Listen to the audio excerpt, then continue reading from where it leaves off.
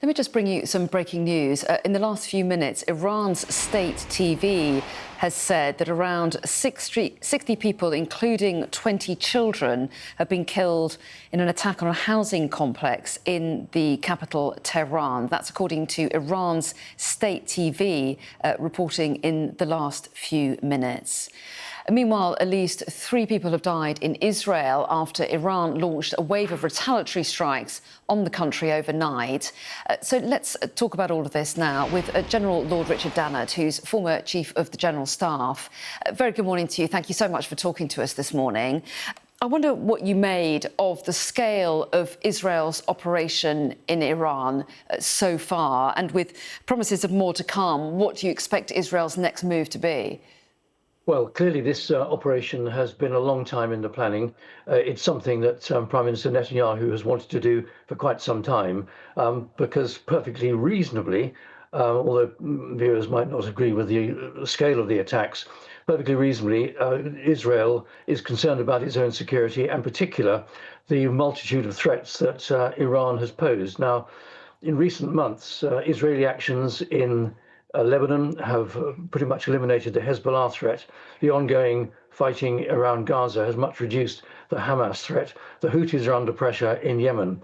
So the residual threat to Israel's security was indeed Iran getting hold of a nuclear weapon capability. And this is what Netanyahu was itching to eliminate, waiting for his moment to attack. And the Israeli attack, as we've seen, has been very well thought through, extraordinarily clever as well as deadly, in going for senior military commanders and nuclear scientists, killing them in their residential accommodation, as well as degrading the physical infrastructure of the Iranian nuclear capability. So this is something they've been planning for a long time. They've carried it out extraordinarily effectively.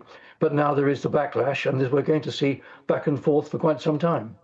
Well, yes, and as you say, Iran has vowed retaliation, and we've already seen several salvos of drones and ballistic missiles sent from Iran into Israel. What do you make of their response, and to what extent do you think their military capability has been impacted by Israeli strikes, as well as those months of attacks on Iran's proxies in the region? Well, Israel would have anticipated that Iran would counterattack, and therefore, amongst the targets that they have struck are the Iranians' offensive capability, which the Israelis would have wanted to degrade. So, of course, we're seeing waves of drones and missiles being targeted at Israel, but their effectiveness will undoubtedly have been reduced, not only by the defensive Iron Dome shield, but by also having targeted some Iranian air bases and their capability to launch counterstrikes.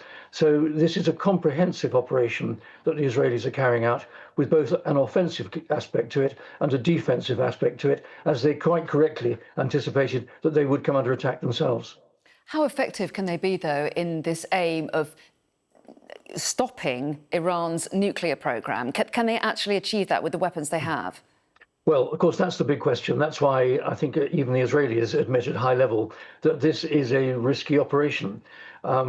In an ideal world, they would stop in its tracks the Iranian nuclear weapon development capability, which is why it is clever on their part to have killed a number of the top scientists.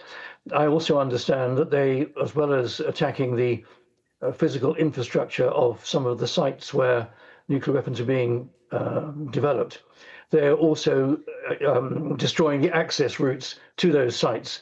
So they're doing everything they possibly can to slow down and ideally eliminate Iran's capability to create nuclear weapons. Now, whether they will be effective, I'm afraid we will only know. Of course, the other thing which is interesting, but I don't think is going to be very successful, is Netanyahu's call to Iranian people to rise up and throw over their regime. Yes, the regime is not as strong as it would like to think it was, and there is a fair amount of opposition to the regime in Iran itself. But I think most people would recognize, a little bit like the counterproductive effects of mass bombing elsewhere in other wars, that I don't think this is going to have the effect on the average, if that sort of person exists, average Iranian citizen who probably doesn't like the regime, to rise up at the behest of Prime Minister Netanyahu to throw over the regime. So I think that aspect of it may well turn out to be counterproductive. The US has made it clear that they weren't involved militarily in these strikes. Is that a surprise? No, it's not a surprise, but I think it would have been surprising if the United States had taken part. What is not a surprise is that Donald Trump, either overtly or through a back channel of communications, let Netanyahu know that he would not stand in the way.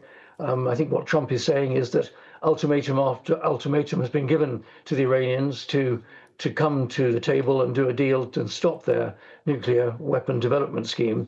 But Trump would say that they've refused to abide by those ultimata, and he turned a blind eye, if you like, to the Israelis carrying out the attack, which they have so far very successful and effectively carried out in the last 24, 36 hours. And what about the UK? They were not involved in the strikes. Do you think, though, that the UK would help Israel defend itself from any retaliatory action from Iran if requested? Well, I think our Prime Minister is in a difficult position. The relationship between the UK and Israel has cooled in recent times. We understand that whereas the German Chancellor, as well as American President, were tipped off by the Israelis that these attacks were going to happen, number 10 Downing Street was not tipped off. I think that's a sign of cooled relationships between Tel Aviv and London. As far as the UK is concerned, I don't anticipate us getting involved in this conflict insofar as helping Israel defend itself. The Americans might choose to do that. I don't think the British will. What, of course, we have to make sure is that bases like ours, which we have in Cyprus, that their force protection measures are good. And we mustn't also forget, although it's probably a far away now, that we have got this carrier strike group on its way down to the Indo-Pacific. And of course, that is a very tempting target to anybody who would wish us ill. So all British interests have got to be very much on the alert and make sure their force protection measures are as high and effective as they can be. Well, General Lord Richard Dannatt, we appreciate your time. Thank you so much for joining this morning and sharing your views on events in the Middle East. We appreciate it.